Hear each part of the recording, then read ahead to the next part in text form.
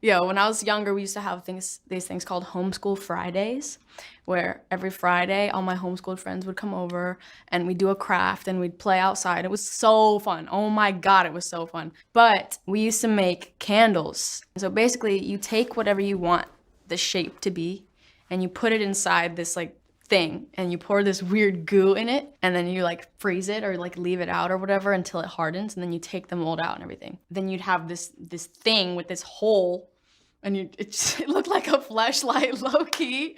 Oh my God. Then you'd pour the candle in it or the candle wax, I guess, and then you'd let that dry and then eventually you'd break the mold in half and you'd have a candle with exactly the shape that the mold was.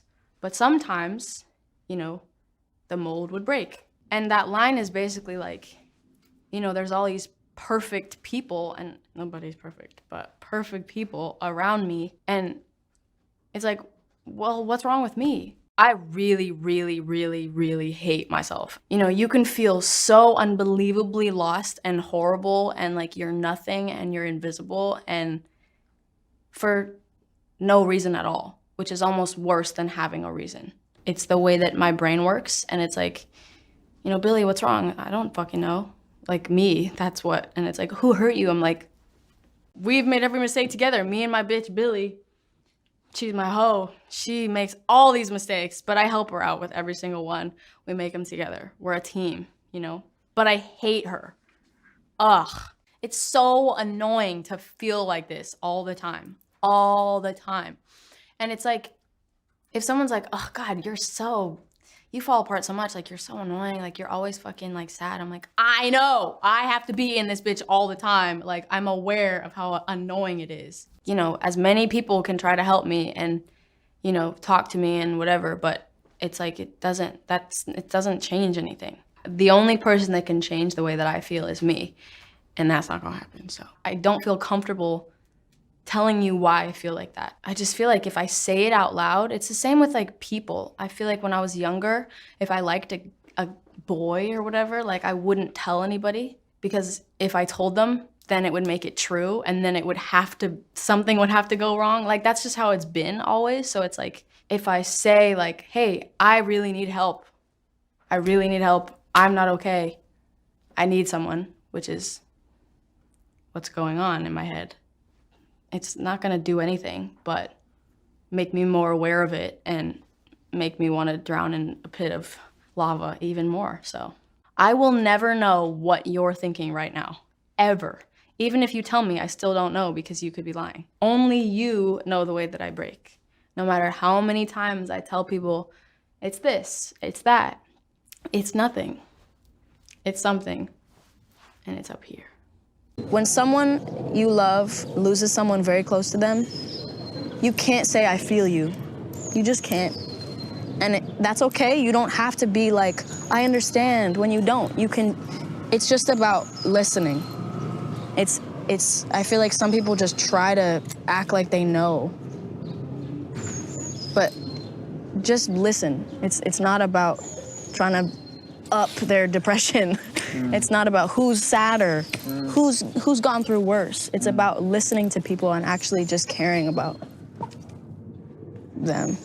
I also think that if you feel like shit, you should let yourself feel like shit. That's what I don't understand about people thinking like you shouldn't listen to, depressing music if you're depressed. I think it's like dumb. Like that's your comfort. That's your, way of saying those things without actually having to say them yourself. You can just hear them and be like, this is my song, this is me. I'm just taking my agony and things I go through and making it into art instead of like jumping off a roof. Everybody I know that's an artist, we are sad motherfuckers.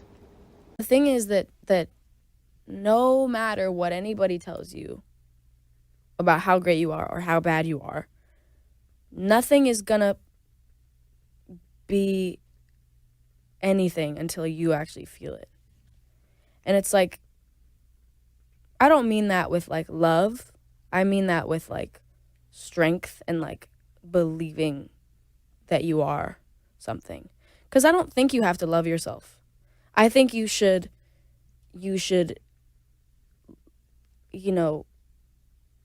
have love for yourself, but I don't think, like, there's a whole thing about, you know, make sure you love yourself before anyone else, and you do this, you know, everyone has to love yourself, or da da da. And I think it's great to love yourself, and you should take care of yourself, but I don't think you need to love yourself to be able to do things in life. I think as long as you're there for yourself and you respect yourself, that's what it is. I don't think you need to, you know, I don't know. I think it's just such an overly said thing that everyone has to love themselves. And I think, and I don't mean don't love yourself. I just mean there's this weird kind of thing that people are now like made to feel like, oh, if I don't love myself, I can't do anything, or I can't love anyone. And it's not true. Sometimes you need other people to make yourself love you.